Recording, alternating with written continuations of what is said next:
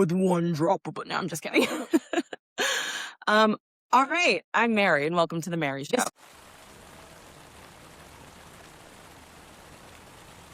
This is the show for multi-passionate, multi-hyphenate creatives where I do a different project each quarter as a way to inspire you and encourage you to do the same. Not necessarily a project each quarter, but to live out your dreams, to try your different things. This year, we are doing a tech project in Q1, which is GIST, which I'm excited to be recapping and letting you know how that has gone as the quarter is wrapping up. A writing project for Q2, which is a collection of essays I'm about to be starting. Another writing project for Q3, which is a novel that I've been working on and I'll be finishing. And another tech project for Q4, which is a wig virtual try-on system. So we'll see how that goes because that'll involve some math. That'll be fun. All right.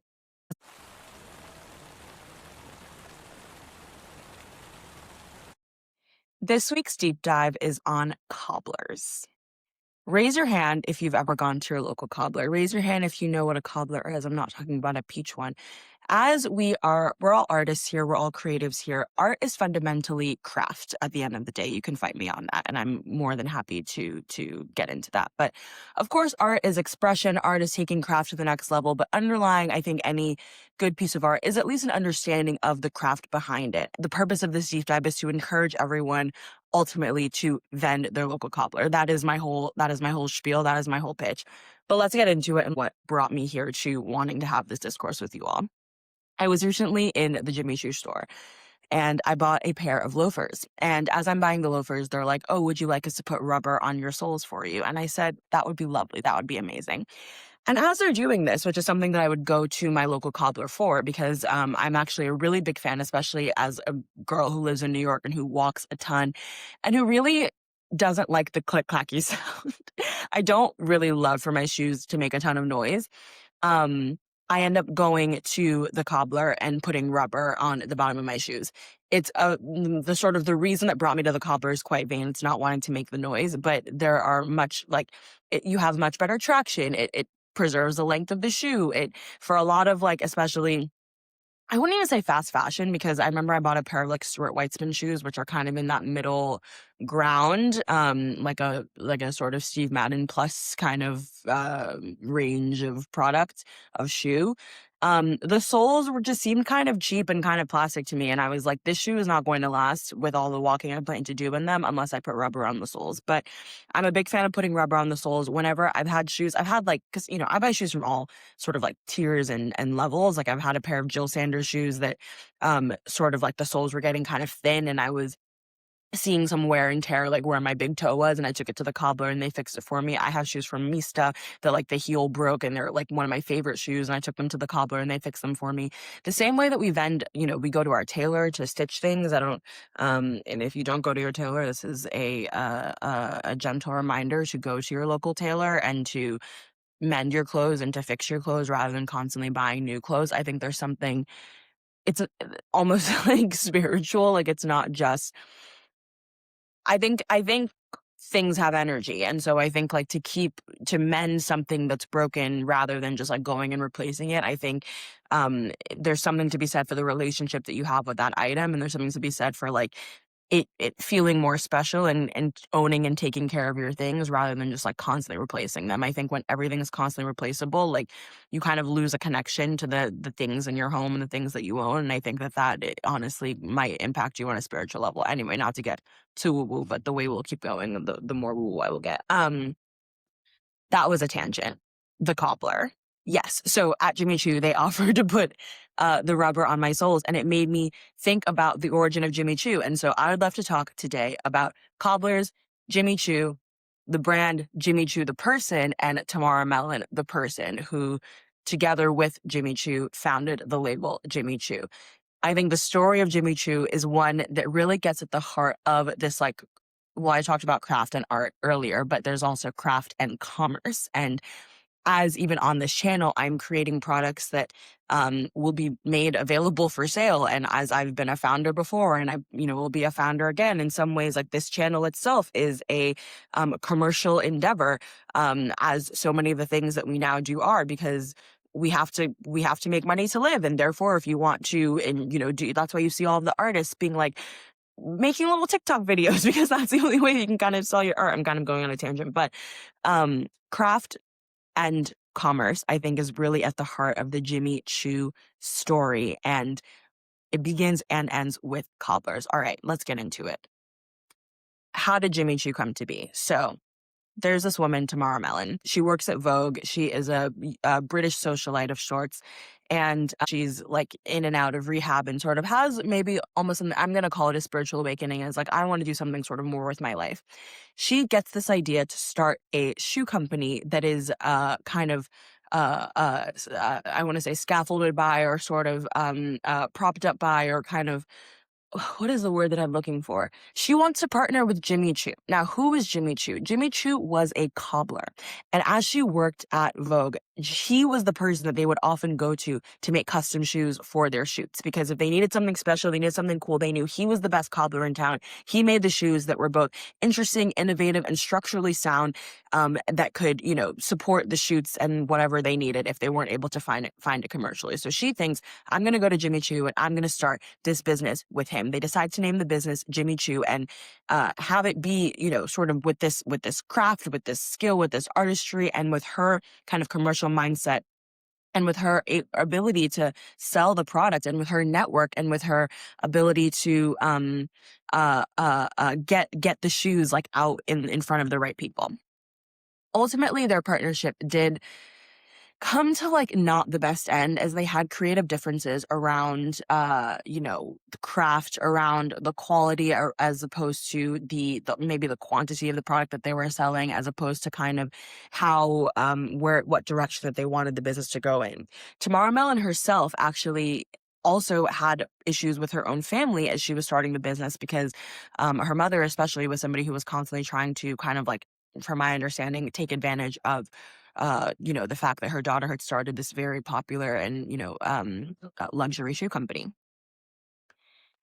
They part ways. She eventually ended up starting her own shoe line called Tamara Mellon, which I believe is available to this day. But what I think is so interesting is that, okay, I'm at Jimmy Choo. They offered to do this service for me from a cobbler standpoint. And it was something that I would typically go to my own cobbler for.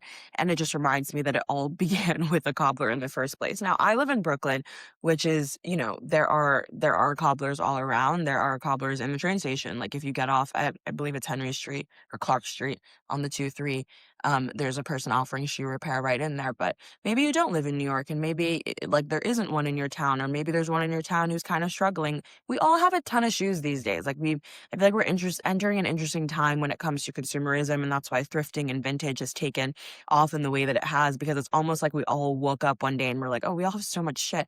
Instead of kind of buy new things, consider repairing. Like I have Aloha's where they were a pair of Chelsea boots, and the like sole kind of separated from the rest of the boot, and I took it to a cobbler and they fixed it. I think there's something really nice and really gratifying about getting things fixed. And the cobbler isn't just for shoes. The cobbler is for all leather goods. I've gotten leather bags fixed there. I had a Celine that the lining was all messed up, and they like relined the whole thing with leather. And these are just not services. Like these are important services, I think. These are how things, like, you buy something and you think like, oh, I'll have this forever. But you're only going to have it forever if you take care of it properly and if you maintain it. And if if you take care of it properly and if you maintain it.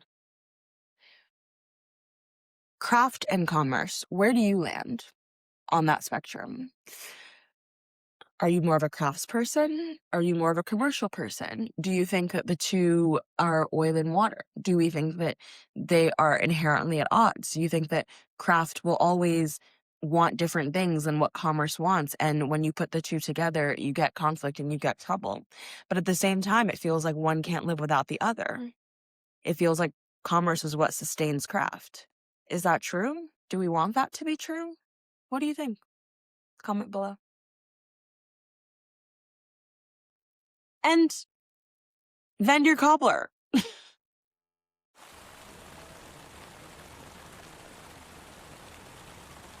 All right. For this week's Creative Corner, I want to talk about philosophy. So I'm part of a local philosophy club at my local bar. And this club has been going for about a year. And this week I led the the group. I picked the reading and I led the discussion. And I just was thinking about how much, I know I'm going to keep using the term fill my well, but I think about how much Philosophy Club specifically has contributed to my creativity in this past year. I think Philosophy Club has made me smarter. I was just earlier today, even just today, like one of the guys from Philosophy Club posted that he was just going to be at the bar, like doing some reading. And so I needed to go there anyway. Or I mean, I lost my phone charger and I've just been going there to charge my phone. And so I needed to do that before I was filming anyway. So I was like, okay, great. Like I'll come have coffee, like we'll chat and I'll charge my phone and it'll be great. We ended up just like talking literally for just an hour. And we were talking about, like what sort of things that we want to discuss next in the group, and talking about philosophy and physics, like which I'm super into, and like sort of the intersection of those things. He was showing me a book by Heisenberg, who I know from literally Oppenheimer. Like Oppenheimer really did kind of get me into the existential sort of nature of physics, and obviously what quantum, not obviously, but like what quantum physics sort of revealed, and like the fact that quantum physics then had implications for how we even interpret reality at all, which is of course what philosophy tries to get at the heart of. So now there's like a rich field of study that's at the intersection of those two fields, and we were kind of talking about that and wanted to get more into that. But I was talking about how I feel like being part of this philosophy club, being in a group where I'm every week needing to articulate kind of like uh complex topics sort of on the spot, and complex thoughts, and speak to a group, how it's made my public speaking better. And when I say public speaking, it doesn't just mean like one at a podium speaking to a large group of people. I mean, even just feeling comfortable addressing a large group of people. I used to do a ton of public speaking, and I think I almost spoke myself into fear about it. I don't know if anyone else has ever experienced this, but I've given a lot of talks. I've spoken on panels. I've addressed like my entire high school. I've been on television. Like I've done a lot of like big form public speaking, and and that was when I was a founder for my first business. And honestly, coming out of that, I developed a huge fear of public speaking. Honestly, a similar thing happened to me with flying. Like I went like in like 2019, I flew a ton. Like I went to a bunch of different countries purely for pleasure. I just graduated college and I had a great job and I had like no responsibilities. And I was like, yeah, I'll go to Tokyo for the weekend, like whatever.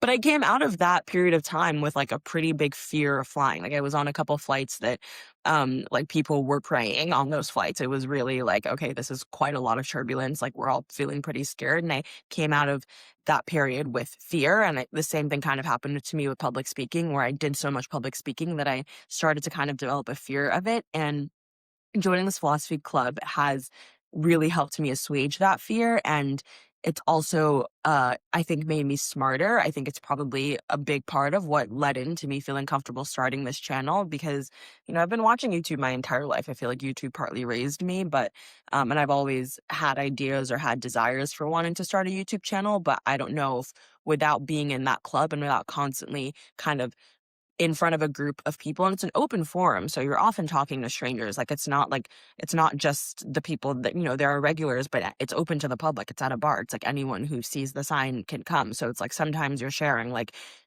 thoughts on, I wouldn't say they're necessarily intimate topics, but you are sharing what you believe, and you're sharing that to people that are often complete strangers, or people who might believe a completely different thing, and you're having to defend your point of view. I mean, it's not a debate club, it's pretty friendly, but you're still like, okay, like this is what I think versus that's what I think, and this is why I think that.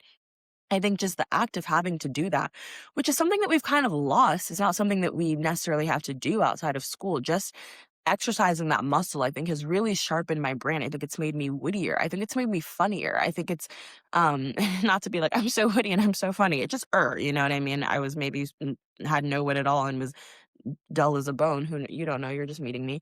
Um, yeah, it's been great. And so this week, I actually led on one of my favorite books, which I kind of talk about a lot for people who know me, is Zen and the Art of Motorcycle Maintenance. And this is a book by Robert Pirsig. He kind of develops this whole theory of quality, which he sort of defines as this a priori experience in a way, a priori meaning before thought. And so, he really kind of begins by breaking down there are two modes of thinking. There's classical thinking, which is, I think science falls into the realm of classical thinking. It's the sort of analytical brain as the classical brain.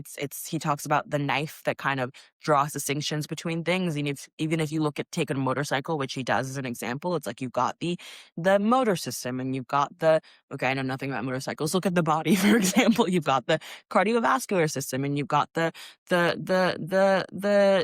neurology system, neuron system, digestive system, let's say, or you've got the lymphatic system. Okay, there we go. Like you look at the body, but what we don't realize when we look at these systems is that like we as humans chose to make these distinctions. Even just at philosophy club, someone was like, "Why is a mammal not a fish? Sorry, why is a whale not a fish?" Like, and I was like, "Oh, because it's a mammal." And it's like, "But why is a whale a mammal?" I think platypuses are sort of the example where we define mammals as animals that give birth rather than lay eggs. But platypuses, I think we classify as mammals even though they lay eggs. It's like we are the ones who looked at the world and said, okay, we're gonna say like this is this and that is that and this is not that. Like when we look at the distinctions that we made in the world, sometimes we forget that we are actually the ones who made those distinctions. These were not God-given distinctions. These were distinctions that we chose to do. Like we were even talking about like fruits versus vegetables, and what is a fruit? Or what is a vegetable? And I was saying like a fruit is the fruit part of a plant and a vegetable is any part of the plant that isn't the fruit, basically. And so someone was like, okay, cinnamon is tree bark a vegetable? And by that definition, I was like, yeah, tree bark is a vegetable, but cinnamon is ground up tree bark, which is different than just regular tree bark. And then we were sort of having these are the sort of, maybe you could say pedantic discussions that you're only into if you're into philosophy, because they're not like, they don't matter. I think that's also why I like philosophy, and it's why I almost studied it in college, but now philosophers don't hate me, why I chose to study computer science instead, or computer science and political science, because while I love having these discussions, while I think they're a great way to spend time, a great way to like talk to someone, like these are the types of conversations I love to be having, ultimately you can never kind of know if that makes sense. And the answer also like doesn't really materially matter. They're just kind of fun little, fun things to have. And they're good for the brain. Even just now with my friend, we were talking about Wittgenstein's anti-philosophy. And it wasn't Wittgenstein who I think called his work anti-philosophy. I think it was someone else who I can't remember, who was some like French philosopher in the 90s that I had only ever heard of when he mentioned it. But I don't know, I just like love shit like that. I just love to know things. I just love to know things. I just love to like learn about things, and both learning about things and talking about those things has brought a lot of joy and delight to my life. Okay, back to what I was saying. So there's a classical mode of thought, and then there's also the romantic mode of thought. And this is art, this is poetry. This is when you look at the thing as a whole. So rather than looking at the body for its parts, you look at the whole thing. You look at the beauty of the movement. You look at the maybe the simplicity of it, or maybe the beauty in the composition. You look at how everything works together and flows together. It's to harken back to last week. It's Leonardo describing, drawing the anatomy of the person versus pulling all of that into Mona Lisa's smile so that he could have like a smile that looks so realistic and eyes that seem to like dance and lock in on you based on wherever you're, from wherever you're standing in the room, because he had this fundamental understanding of the parts and he could then abstract that into this very beautiful whole. Persig, in his Zen of the Art of Motorcycle Maintenance, argues that even before you make the distinction between classical and romantic, there is a higher thing called quality that even kind of determines what you pay attention to in the first place. And you don't have control over quality. Quality is just what you notice. And here's an example. If anyone's gone to a small liberal arts college, but it doesn't even okay, so if anyone's gone to a small liberal arts college, it's when you meet someone and then you start to see them all the time. They were always there. They just you weren't taking them in. And you realize there's almost something that is out of your control as to what you even take in the first place. Here's another example. It's like when you learn a word, I learn a new word, and then suddenly you start to see that word everywhere. That word was always there. You just didn't take it in. When you really realize that there is so much for you to see, so much for you to pay attention to, you start to understand that You do not, and this is not my quote. This is I'm quoting. I don't remember who first said this, or if any. It's just one of those aphorisms that we've always had. But you do not see the world as it is. You see the world as you are, and this notion of quality is kind of what underpins that. But that's not even what we talked about during philosophy this week. We talked about an earlier passage in that book where he sort of calls science a ghost because the passage in the book is his son asking him, like, are ghosts real? And he's like, no, like, ghosts aren't real. And the son is like, okay, well, my friend is telling me that ghosts are real. And the guy is like, well, your friend was just spoofing you, like, ghosts aren't real. The son then says, okay, his name was Tom Whitebear. The father then goes, oh, like, he's Native American. Well, Native American ghosts are real. And the son's like, what are you talking about? Like, how can Native American ghosts be real, but non-Native, he's like, the father's like, European ghosts are fake, but Native American ghosts are real. And what he's trying to get at is this idea of sort of the context with which you're working in, and how something being real is whether or not it exists purely in your mind or if it can kind of be tangible and out in the world. And ghosts, we say, aren't real because they exist purely in the mind. But he extrapolates that to say, but ultimately, think about the laws of gravity specifically, but, kind of our laws that we've made up around science. These exist purely in our mind as well. You cannot go and purchase a law of gravity. You cannot hold a law of gravity in your hand. The law of gravity is something that was discovered by Newton, by a person, which we all agree with and which we hold in our mind. Now, I would say that's different from the experience of gravity. Gravity, you know what I mean? That's real. If I drop something, it will fall. But this idea that if I drop something, but the law of gravity, the certainty that we all have that if I drop something, it will fall, the reasoning behind why if I drop something, it will fall, all of that is an idea that we have in our minds. And there's a bit of discourse in the book, and the guy's friends are like, what are you talking about? Like, that makes no sense. Like, why do we all believe that then if it's just something that we've made up? And he says, mass hypnosis via the education system. And he's like, that's why everyone says that eye contact is so important when educating people, because we're actually hypnotizing them. Now, this isn't about whether you agree with this or not. This isn't about whether that's a true statement or not. This is the creative corner. So this is more about the fact that engaging with these ideas and flexing the mind in this way, I think is great for one's creativity. I think that at least it's great for my creativity. And I'm suggesting that it might be great for your creativity too. So get the homies together, read a little essay, read a little book, have ChatGPT give you a little, summary of something. Start small is what I'm saying. You don't have to make it complicated, but challenge yourself to have a thought and explain something to a friend, because when you teach something to someone else, you actually learn the most. And maybe that might fuel some of your creative endeavors. I don't know. Or do I?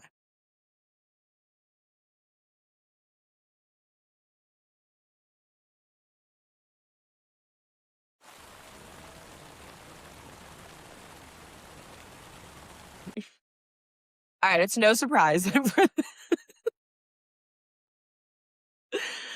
Okay, it's no surprise that for this week, my favorite things will include the affirmation. Okay, not me. I'm like, the shoes versus the produce was a choice. Right next to the produce was a choice. Produce that I'm gonna juice was crazy. I'm like really trying to separation of concerns. Okay. These loafers, I love them. They're great. I walk way too much in them, but I believe shoes are made for walking. If you buy shoes and you're not walking in them, like, what did you buy them for? You know what I mean? Just to be like, my shoes. Like, no, no, no. I'm putting mileage. Okay. The same with a car. It's like cost per mile. That's how I'm thinking about these shoes, especially in the city, especially in New York. And I love to walk because I hate to exercise. So it's my preferred form of exercise. Like, you're not going to catch me lifting weights in the gym, but you will catch me walking for an hour through the city just to like get somewhere that I could have like Ubered or taken the train, because I'm like, let me just walk. Let me clear my thoughts. Let me enjoy the sunshine. Let me be outside. Let me be a person. Anyway, shoes, favorite things. Love them. They're great. The rubber is on the soles. We appreciate. The second favorite thing is pretty Brooklyn specific. I don't even know if they have them in Manhattan, but it's like the Mr. Kale, Mr. Mango, Mr. Kiwi. It's those like Mr. Fruit stores. I don't know what they're doing over there, and I don't want to know. But the produce selection and the prices, can't be being, can't be being. And I've gotten really into juicing.